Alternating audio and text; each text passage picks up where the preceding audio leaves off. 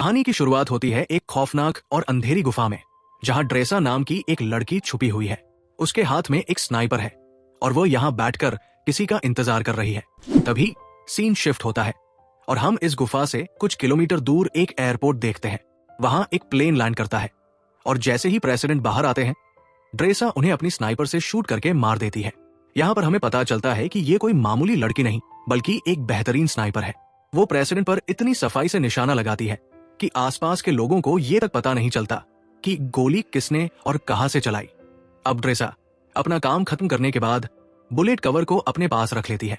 इसके बाद वो अपनी माँ की कब्र पर जाती है, क्योंकि उसकी माँ अब इस दुनिया में नहीं रही। जब वो ग्रेवयार्ड पहुंचती है तो देखती है कि उसके पिता पहले से ही वहां बैठे हुए हैं। वो उनके पास जाकर बात करने की कोशिश करती है, लेकिन तभी उसके पिता एक चौंकाने वाला खुलासा करते हैं। वो बताते हैं कि उन्हें सब कुछ पता है कि ड्रेसा एक स्नाइपर है और उसने अभी अभी एक इंसान की जान ली है। इस पर ड्रेसा जवाब देती है, कभी कभी तो मुझे नींद भी नहीं आती। और इतना कहकर वो अपनी जेब से बुलेट का कवर निकालती है और उसे अपने पिता के हाथ में सौंप देती है। उसके पिता इस कवर को बाकी इकट्ठा किए गए कवरों के साथ रख देते हैं, जिससे ये साफ हो जाता है कि ड्रेसा पहले भी कई लोगों को मौत के घाट उतार चुकी है। इसके बाद ड्रेसा के पिता उसे बताते हैं कि उन्हें कैंसर है और उनके पास बहुत कम समय बचा है। वो कहते हैं, अगर मैं आने वाले दिनों में नहीं मरा तो इस वैलेंटाइन डे पर खुद अपनी जान ले लूंगा। ये सुनकर ड्रेसा बहुत उदास हो जाती है। वो अपने पिता को ऐसा करने से रोकने की कोशिश करती है, लेकिन वो उसे समझाते हैं कि ये उनकी आखिरी मुलाकात है और शायद अब वे फिर कभी न मिले। अब सीन शिफ्ट होता है और हम लिवाई नाम के एक आदमी को देखते हैं जो अपने बुरे सपनों से परेशान है। वो अक्सर समुद्र के किनारे बैठकर पोएम लिखता है और आज भी वो वही बैठा हुआ है। तभी अचानक उसके फोन पर एक मैसेज आता है जिसमें उसे एक एड्रेस पर आने के लिए कहा जाता है। लिवाई मैसेज पढ़ते ही अपनी गाड़ी लेकर निकल पड़ता है और उस एड्रेस पर पहुंच जाता है। जैसे ही वो घर के अंदर जाता है, उसकी मुलाकात बार्थो नाम की एक लेडी से होती है। इन दोनों की बातचीत से पता चलता है कि लिवाई पहले मिलिट्री में एक स्नाइपर हुआ करता था, लेकिन अब उसने इस काम से रिटायरमेंट ले ली है और अपना ज्यादातर समय घर पर ही बिताता है। बार्थो लिवाई से बात करती है और उसे एक नया मिशन सौंपते हुए कहती है, मैं तुम्हें किसी दूसरी जगह भेजना चाहती हूँ क्योंकि तुम एक बेहतरीन स्नाइपर हो। ये काम सिर्फ तुम ही कर सकते हो। साथ ही वो लिवाई से ये भी पूछती है, क्या तुम्हारी फैमिली में कोई ऐसा है जो तुम्हारे जाने के बाद तुम्हें मिस करे, क्योंकि हो सकता है कि तुम वहां जाने के बाद कभी वापस ना आ सको।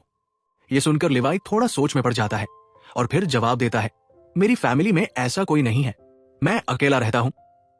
इसके बाद बार्थो कहती है कि वो मिशन की सारी जानकारी बाद में देगी। तभी लिवाई को अचानक बेहोश कर दिया जाता है। जब उसकी आंख खुलती है तो वो खुद को एक प्लेन में पाता है, लेकिन उसे अब तक ये नहीं पता था कि उसे किस देश में भेजा जा रहा है। इसलिए वो प्लेन में मौजूद स्टाफ से ये सवाल पूछने की कोशिश करता है, लेकिन सभी उसकी बात को इग्नोर कर देते हैं। तभी एक पायलट उसके पास आती है और कहती है, तुम्हारी डेस्टिनेशन आ चुकी है और अब हम तुम्हें यही लैंड कराने वाले हैं। साथ ही वो लिवाई को यह भी बताती है, अपनी मंजिल तक पहुंचने के लिए तुम्हें यहां से कम 32 किलोमीटर पैदल चलकर जाना होगा। तभी तुम उस जगह पर पहुंच पाओगे जहां तुम्हें इस मिशन को अंजाम देना है। इतना कहने के बाद वो लिवाई को एक पैराशूट देती है।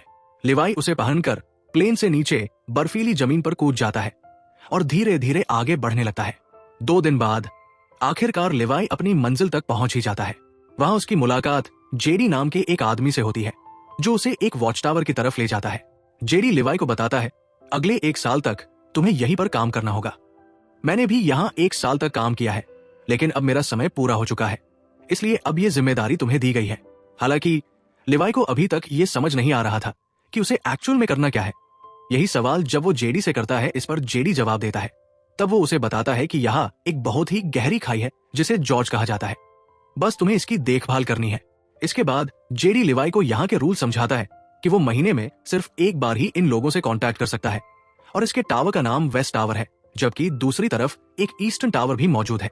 लेकिन वहां के लोगों से लिवाई को किसी भी तरह की बातचीत नहीं करनी है। साथ ही वो लिवाई को बताता है कि वो 1 साल तक किसी से कांटेक्ट नहीं कर सकता और यहाँ एक ऑटोमेटिक गन भी है जिसे हर रोज रीलोड भी करना है। इसके अलावा नीचे बहुत सारी माइंस भी है, अगर उसमें किसी तरह का विस्फोट होता है तो तुम्हें उन्हें भी देखना होगा। हालांकि लिवाई को अब तक समझ नहीं आता कि आखिर उसका मिशन क्या है, इसलिए वो जेडी को फिर से पूछता है कि क्या मेरा काम यहाँ पर आने वाले लोगों को जॉर्ज के सामने जाने से रोकना है। इस पर जेडी कहता है, नहीं, जो चीज जॉर्ज के अंदर है उसे बाहर आने से रोकना है। फिर वो एक छोटा सा बम उठाता है और उसे जॉर्ज के अंदर फेंक देता है। जैसे ही धमाका होता है, अचानक खाई से एक बहुत ही डरावनी और अजीब सी आवाज सुनाई देती है, जो किसी मॉन्स्टर की तरह लग रही थी। यहां हमें इस खाई की असलियत का पता चलता है।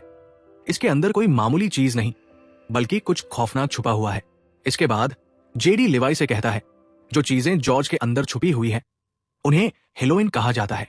तुम्हें किसी भी हाल में उन्हें ऊपर आने से रोकना होगा। वो आगे बताता है, ऐसा कहा जाता है कि साल 1940 में सेना की 3 बटालियन इन्हीं हेलोइन को रोकने के लिए खाई के अंदर गए थे, लेकिन वे कभी वापस नहीं आई। साथ ही जेडी लिवाई को एक स्ट्रे डॉग अलार्म के बारे में बताता है और कहता है, जिस दिन ये अलार्म बजना शुरू हो जाए, उस दिन बिना कुछ सोचे समझे यहां से अपनी जान बचाकर भाग जाना। लिवाई चौंक कर पूछता है, लेकिन क्यों? इस पर जेडी जवाब देता है, मुझे भी नहीं पता, लेकिन मुझे जो बताया गया है वही मैं तुम्हें बता रहा हूं।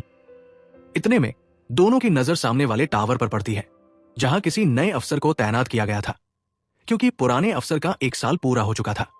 अब जेडी लिवाई को खाने पीने के बारे में बताते हुए कहता है, तुम्हारे पूरे 1 साल के खाने का इंतजाम यहां कर दिया गया है, लेकिन अगर तुम चाहो तो शिकार भी कर सकते हो। फिर वो एक और चौंकाने वाला खुलासा करता है, ये जगह पिछले 75 सालों से एक सीक्रेट बनी हुई है। किसी को भी इसके बारे में कुछ नहीं पता, और हमें भी इसे आने वाले समय में सीक्रेट ही रखना होगा। इतना कहने के बाद जेडी टावर से बाहर निकलता है और सिग्नल देने के लिए सिगरेट जलाता है। जैसे ही धुआं ऊपर उठता है, एक हेलीकॉप्टर उसे लेने के लिए आ जाता है, लेकिन हेलीकॉप्टर में मौजूद अफसर पहले जेडी से उसकी आइडेंटिटी पूछता है और फिर अचानक उसे शूट कर देता है। ये देखकर हमें पता चलता है कि ये जगह इतनी सीक्रेट है कि यहां से किसी को भी जिंदा वापस जाने नहीं दिया जाता।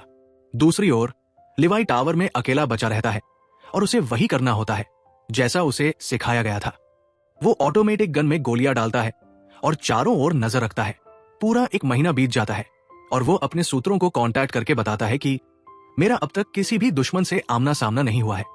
इसके बाद वो तुरंत कॉल कट कर देता है, क्योंकि उसे बस इतनी ही बात करने की इजाजत दी गई थी। उसे ये मैसेज हर महीने केवल 1 बार भेजना था। कुछ समय बाद वो अलमारी में रखी किताबें पढ़ने लगता है।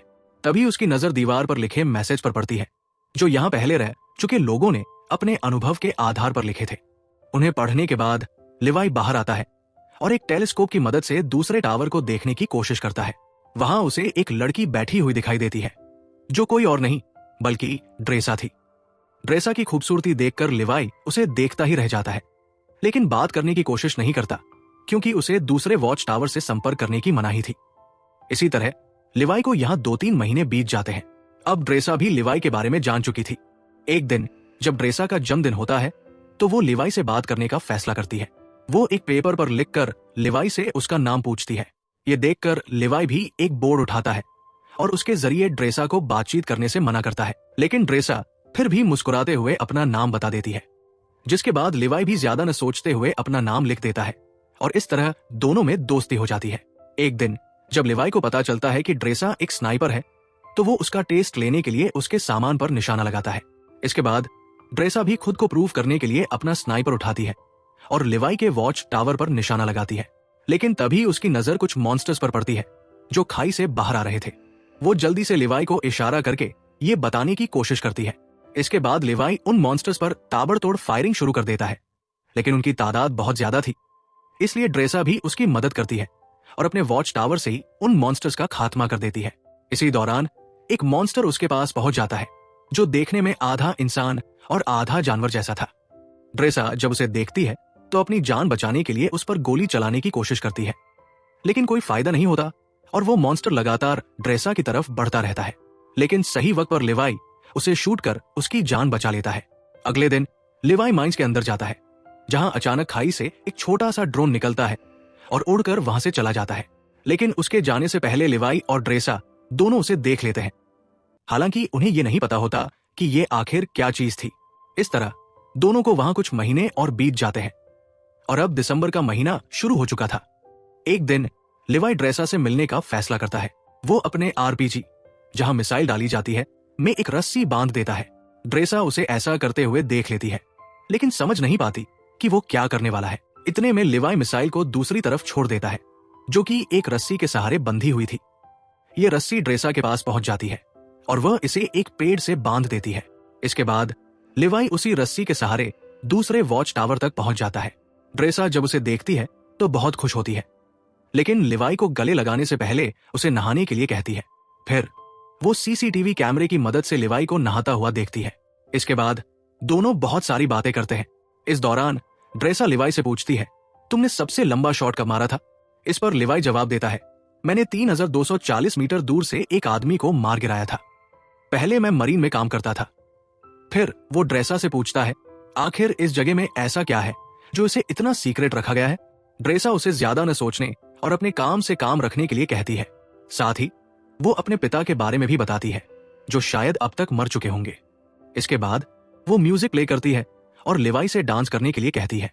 फिर दोनों साथ में डांस करते हैं और एक दूसरे के करीब आकर सारी हदें पार कर देते हैं। इसी दौरान लिवाई ड्रेसा को अपनी कविताओं के बारे में बताने लगता है और कहता है, मैंने तुम्हारे लिए भी एक पोएम लिखी है। ये सुनते ही ड्रेसा उसे पोएम सुनाने के लिए कहती है, लेकिन लिवाई मना कर देता है और कहता है, जब हम दोनों यहां से निकल जाएंगे तब मैं तुम्हें वो पोएम दूंगा। सुबह होते ही लिवाई वहां से जाने का फैसला करता है, लेकिन जैसे ही वो बीच रास्ते में पहुंचता है तो देखता है कि मॉन्स्टर्स उसके वॉच टावर पर चढ़ रहे हैं। टावर पर लगी माइन से जब वे टकराते हैं तो एक बड़ा धमाका होता है, जिससे लिवाई की रस्सी जल जाती है और वो खाई में गिर जाता है। उधर ड्रेसा भी ये सब देख रही होती है। वो लिवाई को बचाने के लिए जल्दी से एक पैराशूट लेती है और बिना कुछ सोचे समझे खाई में कूद जाती है। इसके बाद हम ड्रेसा को एक नदी में बहते हुए देखते हैं, जो इसी खाई के अंदर मौजूद थी। वो किसी तरह खुद को बचाकर किनारे तक ले आती है। वहीं लिवाई को एक पेड़ से लटका हुआ देखा जाता है। तभी अचानक एक बड़ा सा केकड़ा आकर उस पर हमला कर देता है, जिस वजह से लिवाई को पेड़ की जड़ें पूरी तरह से जकड़ लेती है। इससे पहले कि वे उसे नुकसान पहुंचा पाती, ड्रेसा आकर उसे बचा लेती है। दोनों इस जगह को देखने लगते हैं कि तभी कुछ होलो मैन घोड़े पर सवार होकर वहां पहुंचते हैं और उन पर हमला कर देते हैं।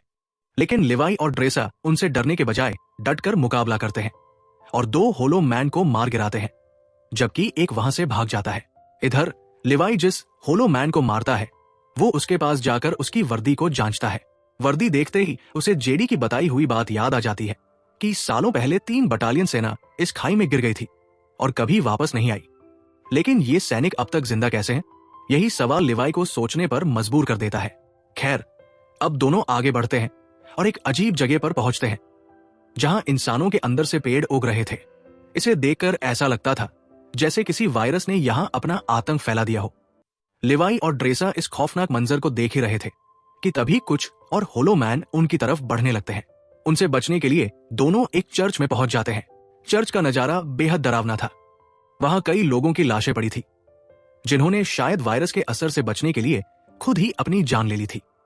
तभी एक विशाल मकड़ी ड्रेसा पर हमला कर देती है। ऐसा लगता था जैसे उस पर भी वायरस का असर हो चुका था। जैसे ही वो हमला करती है, लिवाई और ड्रेसा मिलकर उसे शूट कर खत्म कर देते हैं। लेकिन तभी दरवाजा तोड़कर कुछ होलो मैन चर्च में घुस आते हैं। उन्हें देखते ही लिवाई और ड्रेसा जल्दी से चर्च से भाग निकलते हैं और पहाड़ों के बीच बनी एक सुरंग में घुस जाते हैं। दरवाजा बंद करने के बाद जब वे अंदर की तरफ देखते हैं तो उन्हें वहां एक लैब दिखाई देती है, जहां कभी एक्सपेरिमेंट किए जाते थे। वहां उन्हें एक बैकअप जनरेटर मिलता है, जिसे वे चालू कर देते हैं। फिर लिवाई को एक डीवीडी प्लेयर भी मिलता है। जब वे उसमें रखी हुई डीवीडी चलाते हैं तो स्क्रीन पर एक महिला नजर आती है, जो इस जगह के सीक्रेट मिशन के बारे में बताने लगती है। वो कहती है कि वे यहाँ एक केमिकल मिसाइल बना रहे थे, जिसमें बहुत सारे लोग मिलकर काम कर रहे थे। लेकिन एक दिन जब इस जगह पर भूकंप आया तो उसकी वजह से तैयार की गई मिसाइल लीक होने लगी। ये केमिकल तेजी से फैलने लगा और कई लोग इन्फेक्टेड हो गए, जिनमें वो लेडी भी शामिल थी। उन्होंने मिलिट्री को इस बारे में बताया और अनुरोध किया कि इस जगह पर बमबारी करके इसे नष्ट कर दिया जाए, ताकि ये केमिकल कहीं और न फैले। लेकिन मिलिट्री ने इस पर ध्यान नहीं दिया। इस वीडियो को देखने के बाद लिवाई और ड्रेसा को सब कुछ समझ में आ जाता है। वे सुरंग की और गहराई से जांच करने लगते हैं और वहां एक न्यू जनरेशन वाला कंप्यूटर पाते हैं, जो उन्हें काफी अजीब लगता है। वे उसे ऑन करते हैं और उसमें मौजूद इंफॉर्मेशन देखकर चौंक जाते हैं। कंप्यूटर में डार्क लेक नाम की एक कंपनी के बारे में पता चलता है, जो पैरामिलिट्री तैयार करने का काम कर रही थी। वे यहां से इन्फेक्टेड लोगों के सैंपल ले जाकर अपने सैनिकों को सुपर सोल्जर बनाने की कोशिश कर रहे थे। इसी कारण कोई भी देश इस जगह को पूरी तरह मिटाना नहीं चाहता था। साथ ही लिवाई को यह भी पता चलता है कि यह खाई 4.2 किलोमीटर लंबी है। जैसे ही वे दोनों वहां से बाहर निकलने लगते हैं, अचानक एक होलो मैन उन पर हमला कर देता है और ड्रेसा को रस्सी से बांधकर घसीटते हुए अपने साथ ले जाता है। ड्रेसा रस्सी काटने की कोशिश करती है, लेकिन सफल नहीं हो पाती। उधर लिवाई भी ड्रेसा को खोजने के लिए इधर उधर भटकता रहता है और एक ऐसी जगह पहुंचता है जहां एक बहुत बड़ी मिसाइल रखी हुई थी। वहीं ड्रेसा को एक पेड़ से लटका हुआ दिखाया जाता है और उसके सामने ही वो होलो मैन खड़ा होता है। ड्रेसा उससे खुद को खोलने के लिए कहती है, लेकिन जब वो उसकी बात नहीं मानता तो वो किसी तरह अपने हाथ खोलकर उस पर हमला कर देती है। काफी देर तक दोनों के बीच लड़ाई चलती रहती है। इतने में ही लिवाई वहां पहुंच जाता है और होलो मैन को शूट करके ड्रेसा को बचा लेता है। लेकिन जब वो उसकी वर्दी पर नाम देखता है तो उसे पता चलता है कि ये वही व्यक्ति था जो कभी वॉच टावर पर पहरेदारी करता था, लेकिन बाद में इन्फेक्टेड हो गया। अब दोनों वहां से निकलने का फैसला करते हैं। वे एक खड़ी कार के अंदर नई बैटरी डालते हैं और उसे रस्सी से बांध देते हैं। जैसे ही कार ऊपर की ओर बढ़ने लगती है, अचानक वहां बहुत सारे होलो मैन आ जाते हैं और उन पर हमला कर देते हैं। लेकिन लिवाई और ड्रेसा अपनी स्नाइपर से कई होलो मैन को मौत के घाट उतार देते हैं। हालांकि एक समय ऐसा आता है जब उनकी गोलियां खत्म हो जाती है। तब वे होलो मैन को आग लगा देते हैं और पहाड़ी पर पहुंचकर अपनी कार को नीचे धकेल देते हैं। इसके बाद किसी तरह वे ईस्टर्न टावर तक पहुंच जाते हैं, लेकिन उन्हें डर रहता है कि कहीं उनमें से कोई इन्फेक्टेड न हो गया हो। इसलिए अगले दिन लिवाई रस्सी की मदद से अपने वॉच टावर पर लौट जाता है। वहां बार्थो से उससे संपर्क कर पूछती है, क्या तुम जॉर्ज के अंदर गए थे? इस पर लिवाई मना कर देता है। यह सुनकर बार्थो से कहती है, हो सकता है कि दूसरे टावर का कोई अफसर जॉर्ज में गया हो, क्योंकि किसी ने हमारे कंप्यूटर को स्टार्ट किया है, इसलिए अब तुम्हें उसे मारना होगा। हालांकि बार्थोसे ने पहले ही सीसीटीवी फुटेज में देख लिया था कि लिवाई और ड्रेसा जॉर्ज में गए थे, लेकिन वो लिवाई के सामने इस बात का इजहार नहीं करती, बल्कि अगले ही दिन वो खुद वहां पहुंच जाती है। जब उसका हेलीकॉप्टर टावर के पास आता है तो लिवाई और ड्रेसा उसे देख लेते हैं और समझ जाते हैं कि वो उन्हें मारने के लिए आई है, इसलिए वे तुरंत जंगल की ओर भाग जाते हैं। लिवाई को पता था कि 4.2 किलोमीटर पार करने के बाद ये खाई आपस में मिल जाती है और फिर वो ड्रेसा से मिल सकता है, इसलिए वो वॉच टावर के एंटीना पर हमला कर देता है, जिससे वहां अलार्म बजने लगता है। इसका मतलब था कि अगले 2 मिनट में स्ट्रे डॉग मोड ऑन हो जाएगा और ये जगह खुद ही नष्ट हो जाएगी। बार्थो ये बात अच्छी तरह से जानती थी, इसलिए वो हेलीकॉप्टर लेकर वहां से भागने लगती है। इधर ड्रेसा और लिवाई खाई के किनारे तक पहुंच जाते हैं। 2 मिनट पूरे होते ही जॉर्ज के अंदर रखी मिसाइल ब्लास्ट हो जाती है। इस भयानक धमाके में सभी होलो मैन मारे जाते हैं और बार्थोसे का हेलीकॉप्टर भी इसकी चपेट में आकर नष्ट हो जाता है, जिससे उसकी भी मौत हो जाती है। लिवाई भी इस धमाके में पानी में गिर जाता है, लेकिन ड्रेसा किसी तरह बच जाती है और एक जगह बैठकर उसका इंतजार करने लगती है।